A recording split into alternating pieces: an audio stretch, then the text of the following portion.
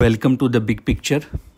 आज हम big picture में देखने वाले हैं कि जो डोनाल्ड ट्रंप ने ये बात बोली है कि there would be no migration from the third world countries to the USA, वो कितना सस्टेनेबल है, कितना वो पॉलिटिकली करेक्ट है या कितना वो पॉलिटिकली एक्सेप्टेबल है to the world. So now let us start. Recently क्या हुआ था कि there was a shooting incident जहाँ पे 2 नेशनल गार्ड्स थे यूएसए के, वो इंजर हुए थे and the person who was involve in this shooting was a Afghan national था जो कि असाइलम पॉलिसी के नीचे यूएसए में रह रहा था। अब इस इंसिडेंट के कारण the debate has started on the immigration issue in USA.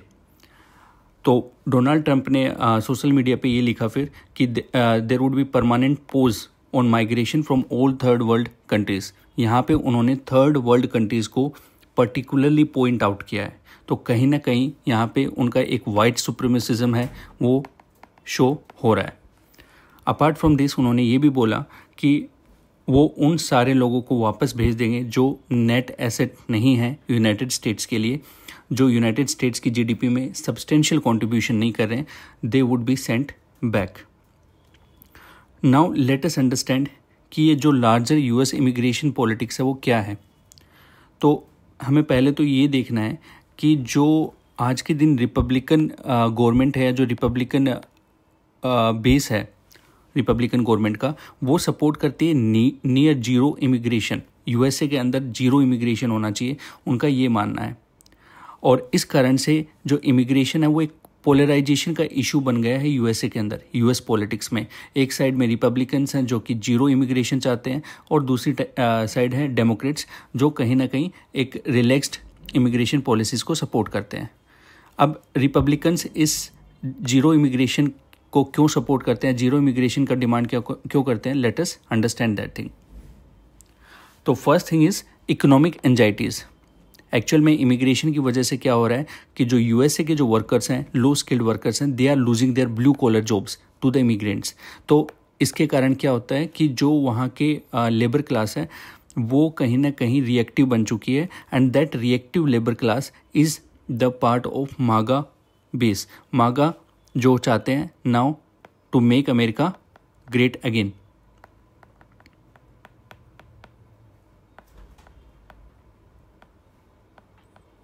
Now this thing is happening. Second जो रीज़न है वो है एथनो नेशनलिस्ट पॉपुलिज्म।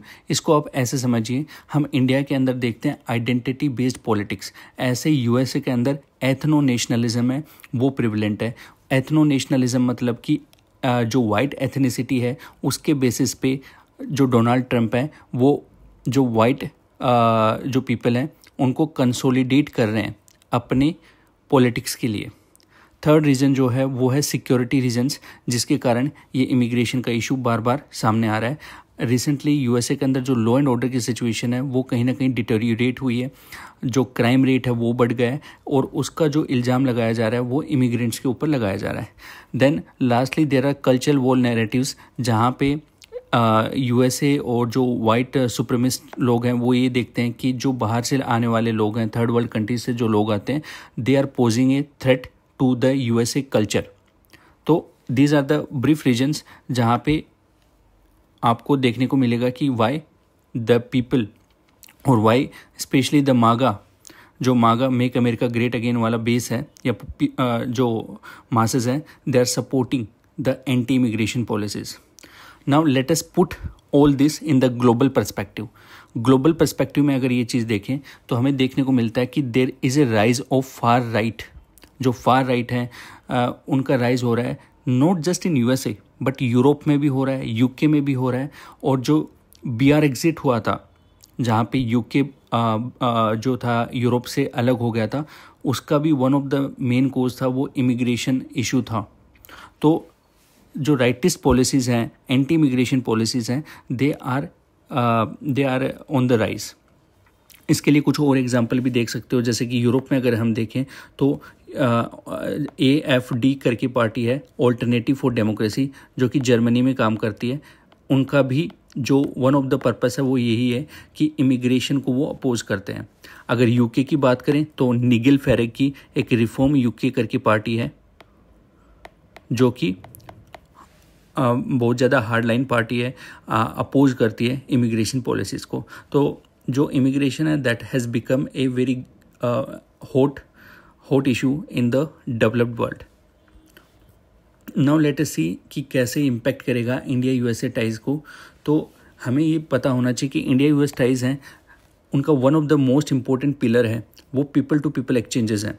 तो पीपल टू पीपल एक्सचेंजेस अगर कम होंगे तो इंडिया यूएस की टाइज़ डायरेक्टली इम्पैक्ट होने वाली है, और इससे जो डीपर इंटीग्रेशन या डीपर कोऑपरेशन यूएसए इंडिया के साथ चाहता था, कहीं ना कहीं उसके ऊपर क्वेश्चन मार्क लगेगा। और इन द एंड इन सारी पॉलिसीज़ के कारण यूएसए कहीं ना कहीं एक जो मैसेजिंग दे रहा है वर्ल्ड को, वो ये दे रहा है कि आई एम नॉट रिलायबल, ठीक है। या फिर जो कंट्रीज़ हैं वो ये मैसेज परसीव कर रहे हैं कि USA is not reliable as it use to be in the past. तो इस वजह से कहीं ना कहीं देयर इज़ आइसोलेशन आप बोल सकते हो, या फिर आइसोलेशनलिज्म की पॉलिसी है उसकी तरफ may be USA is moving. Now let's see what should be the way forward for India. First of all हमें तो डिप्लोमेटिक एंगेजमेंट है उसको हमें कंटिन्यू रखना पड़ेगा एट द हाईएस्ट लेवल। इसके अलावा हमें जो हमारी डाइवर्सिफाई करना पड़ेगा, जो माइग्रेशन डेस्टिनेशंस हैं उनको मे बी यूरोप में, ऑस्ट्रेलिया में, इन जगह पे, सो दैट जो हमारा स्किल टैलेंट बाहर जा रहा है उनको कोई भी प्रॉब्लम फेस ना हो। अपार्ट फ्रॉम दिस हमें खुद की अपनी जो डोमेस्टिक अपॉर्चुनिटीज़ हैं उनको इन्हेंस करना पड़ेगा, डोमेस्टिक इकोनॉमी को ठीक करना पड़ेगा, so that this people are not moving out, वो यहीं पे रहें और यहीं पे इंडिया को कंट्रीब्यूट करें। अब जो एंटी मिग्रेशन पॉलिसीज़ के कारण कुछ लोग वापस आएंगे, या हम बोलें कि जो ब्रेन गेन होगा उस ब्रेन गेन को हमें ट्रांसलेट करना पड़ेगा इनटू डिविडेंड, इनटू अपॉर्चुनिटी, और वो तभी हो पाएगा अगर हम प्रॉपर इकोसिस्टम प्रोवाइड कर पाएंगे जो लोग वापस आएंगे उनको। लास्टली हमें जो सबसे इम्पोर्टेंट चीज़ देखनी है वो ये देखनी है कि हमें हमारे डायस्पोरा को प्रोटेक्ट करना है, चाहे वो कहीं पे भी हो, वो जो भी प्रॉब्लम फेस कर रहे हैं उनके साथ हमें उन प्रॉब्लम्स को डील करना, दूर करना है। Now let us understand the big picture कि क्या जो परमानेंट माइग्रेशन के ऊपर जो पोज लगाना है वो क्या पॉसिबल है, या it is just a political rhetoric of Donald Trump. तो आज के दिन अगर हम देखें तो जो डोनाल्ड ट्रंप बोल रहे हैं कि थर्ड वर्ल्ड कंट्रीज़ पे पूरा बैन लगा देंगे माइग्रेशन पे, that is legally and constitutionally challengeable. तो वो लोग वहाँ के कोर्ट में चैलेंज करेंगे obviously. But apart from this अगर आप इकोनॉमिकली अगर देखोगे इस इशू को, तो इट सिम्स अनरियलिस्टिक क्यों? बिकॉज जो थर्ड वर्ल्ड कंट्रीज से जो लेबर जाता है that forms a very good proportion of the blue collar jobs, और वहाँ पे उन ब्लू कॉलर जॉब्स में लो वेजेस पे कोई और काम नहीं करेगा इन थर्ड वर्ल्ड कंट्रीज़ के लेबर फोर्स के अलावा। अब हमें ये देखने की ज़रूरत है कि why this thing is not possible in the coming time in USA, because USA खुद जो है डेमोग्राफिक शिफ्ट से पास कर रहा है, और इट इज़ प्रेडिक्टेड कि 2032 तक वो लेबर शॉर्टेज फेस करेगा। अब जब लेबर शॉर्टेज फेस करेगा, डेमोग्राफिक विंटर वो अगर फेस करने वाला है, तो it needs people from third world countries, skilled people from the third world countries जो कि ये काम कर पाएँ। इसके अलावा अगर यूएसए का इनोवेशन अगर हम देखें तो USA is one of the most innovative country, just because वहाँ पे जो इमिग्रेंट्स हैं, जो टैलेंटेड इमिग्रेंट्स थे, उन्होंने उस इकोसिस्टम को बनाया था। और आज के दिन अगर हम देखें तो अराउंड 40% या 38% जो स्टेम रिलेटेड ऑक्यूपेशंस हैं उसमें इमिग्रेंट पीपल या इमिग्रेंट लोग हैं वही काम कर रहे हैं। और आज एक एआई कंपटीशन जो है वो चाइना के साथ एमर्ज हो रहा है, एक नई कोल्ड वॉर जो अनफोल्ड हो रही है डिजिटल डोमेन में, उसमें अगर यूएसए को जीतना है तो इट नीड्स स्किल्ड वर्कफोर्स। तो in the end what is our take is this कि world's most powerful democracy is flirting with a vision of fortress nationalism.